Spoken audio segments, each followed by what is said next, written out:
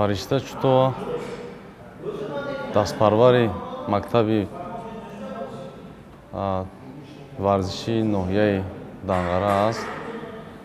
Аввалин машқи ки фаришта сар карда буд дар ноҳияи Данғара соли 2014 буд.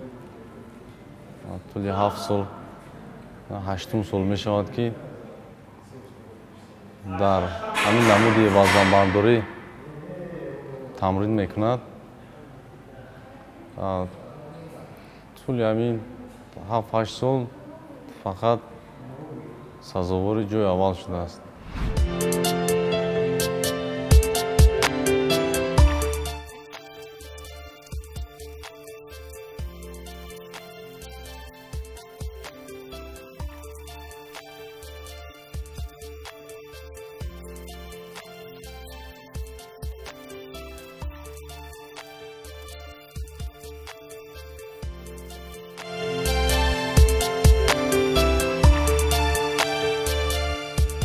صنف 5 بودم که دختری عمکم در این جدای ورزش فعالیت میکرد و یک روز همراهش تالار ورزشی وزن برداری در آمدم. خیلی شوق و رغبت در حسیات من یعنی پیدا شد و همان روز پیش استادم سنگ فسامدین رفتم. گفتم من هم نیز در این جدای ورزش میخواهم فعالیت نمایم. گفتند که ما هیچ وقت به روزی که پدر مادر نمیتوانیم در این جدای ورزش قبول کنیم. بعد با من یک معلوماتنامه که باید از پدر و مادر اجازت گیری با من دادن که امضای مادر یا اینکه پدر را گرفته بیایم.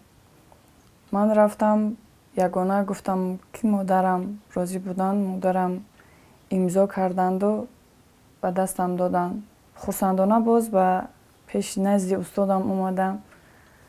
گفتم من از پگاه شروع میکنم مشق را و همین خیلی مشق را شروع نمودم از سال 2013.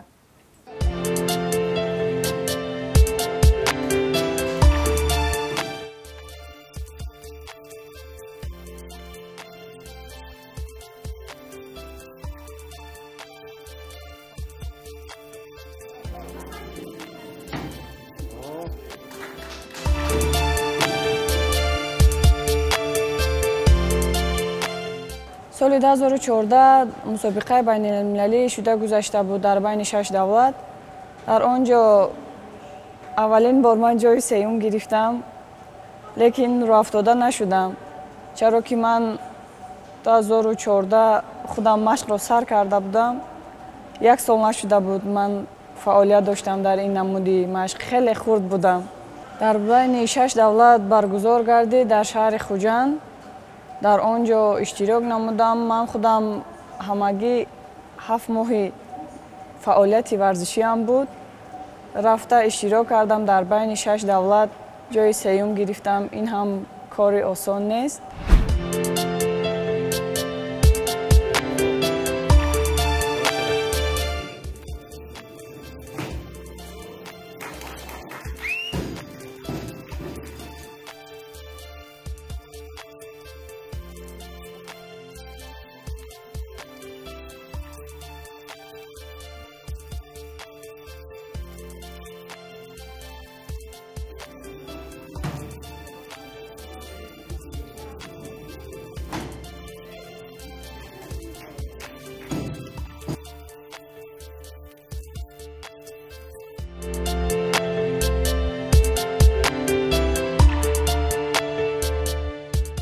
والدینم فقط مادرم در این نمودی مشق راضی بودند و بعد یک خالم. دیگر والدین عمک عمو همه اینا مقصد راضی نبودند. بله راضی نبودند که من فعالیت کنم در این نمودی ورزش. همه وقت مرا راه افتاده میکردند. پیش از مسابقه رفتن همه وقت مرا با چشم گریان روان میکردند. همه وقت مادرم دعا میداد. همه وقت مادرم دستگیری میکرد که من رفته جای اول را گرفته بیایم. رفتار اونها همه وقت یک خیل بود. همه وقت همراه من خوب رفتار نداشتند.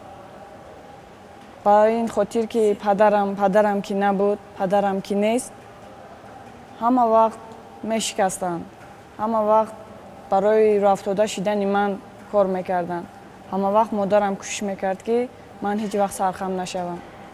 оянда боз дар ниятҳо ҳаст дар мусобиқаҳои берун аз кишвар баромад карда ҳама вақт ҷои аввалро гирам, парчамбардори ватан бошам ва бо дуои модар ҳама вақт кӯшиш мекунам ки бо дуои модар ҳама вақт ҷои аввалро гирам.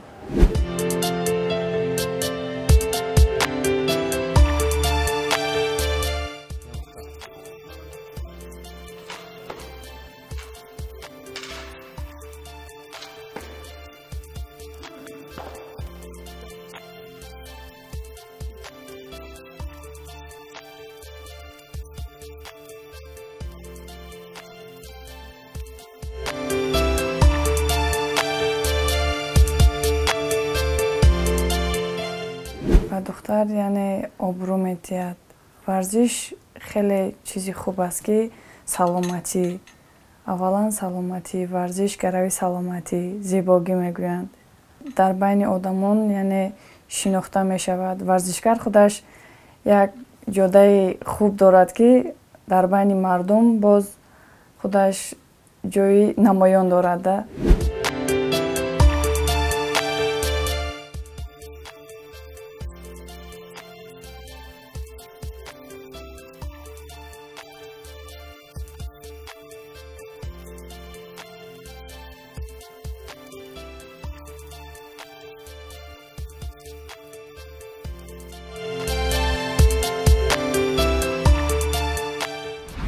мо дуо мекунем дар ҳаққшон ки соқ бураванд, саломат биёнд, сарфароз бошанд, сарбаланд бошанд, ҳамеша дастбардори падару модари худ шаванд, ҳамеша худшонро нигоҳ кунанд.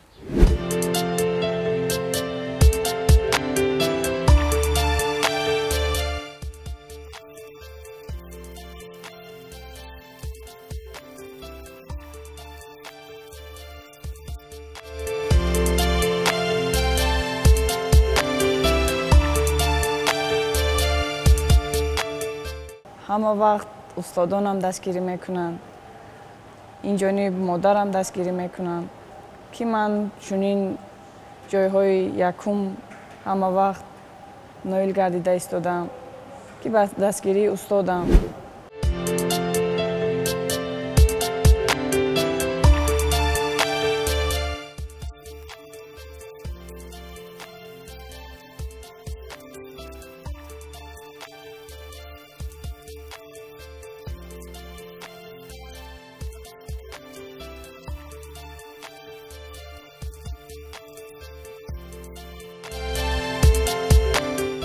ҳар як варзишгар пеш аз машқ бояд ғизои солим истифода кунад, истеъмол кунад.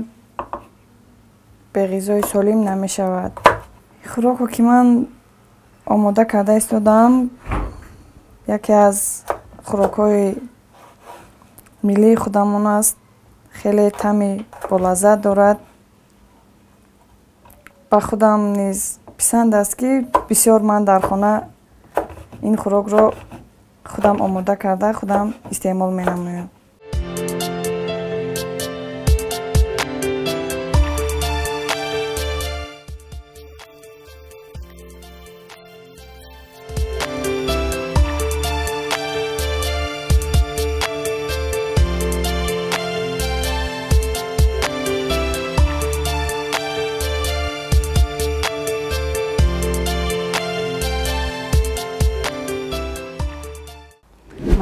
соҳиби 6 фарзанд мебошам.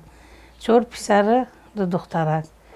о ҷиянчаи ман фариштамӯ ҳаст. ҳақиқатимон мо ифтихор мекунем ки варзишгар шида бисёр ҳаваса шавқ дорам бо ба наздикӣ дар шаҳри Кӯлоб ҷои якумро гирифтам. хай мо ай духтаро бисёр фахр мекунем барои варзишгаро. фариштамӯ духтари хуб аст, духтари чақун, духтари қобил. ҳамаи корда чӣ мекунад? мақсад вақт меёба мезгарона дар кори хонаам, дар кори берунам, мисол берунаи хона бо варзиша вақт меёба ки дарсоша мезгара. баъди дарс ورزش میکنن. خیلی ما فخر میکنیم ای دخترها بسیار شوند. همین خیلی دخترها بسیار شوند که ما فخر کنیم که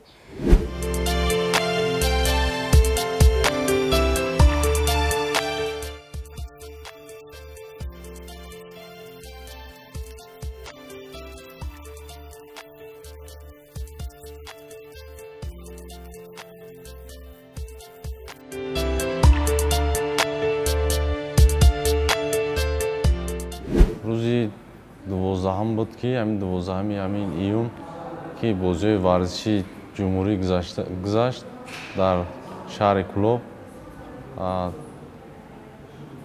معیار استاد ورزش اجرا کرد. این همان نتیجه بلندترینش بود که معیار استاد ورزش گرفت. در وزن 64 کیلو با نتیجه 140 کیلو جمع دو حرکت 140 کیلو سو ماشید معیار استاد ورزش. سال 2018 در مسابقه کشوده که در شهر کلوب شده گذشت، من در آنجا نامزد استاد ورزش شده بودم و روز 12 ایون ماه روان باز در کلوب مسابقه جمهوریوی شده گذشت. در آنجا من بهترین دستاورد یعنی استاد ورزش را گرفتم و سزاوار جای اول گشتم.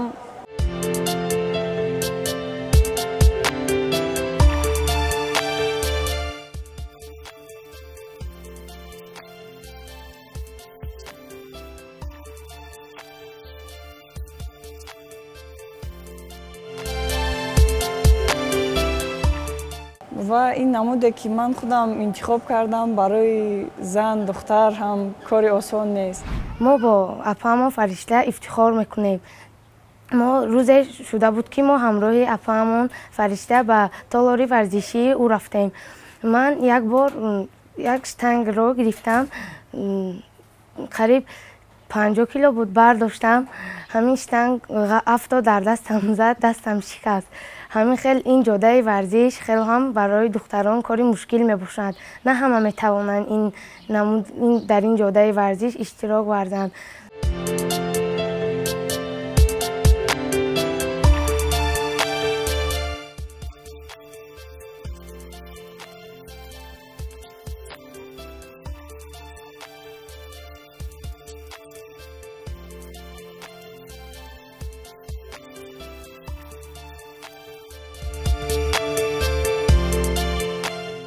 البته در پیش ما رو مسابقه ها بسیار انتظار است. ما با باوری گفتن میتوانیم که فرشته در بیرون از کشور پرچم جمهوری ما رو بلند بردارد.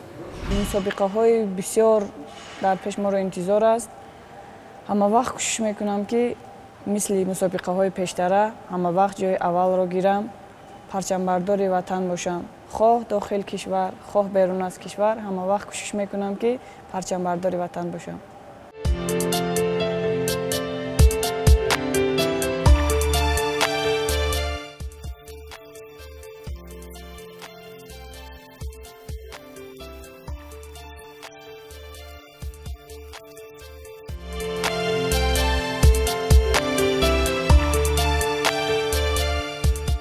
نقشه من چنین بود که نامزد استاد ورزش شوم و نایل شدم به این استاد ورزشی و در آینده باز نیت من همین است که استاد بین المللی، یعنی که اوید به همین وزنه برداری استاد بین المللی شوم و بیرون از کشور برآمد کرده همه وقت جای اول را گیرم با سزاوار استاد بین المللی شوم.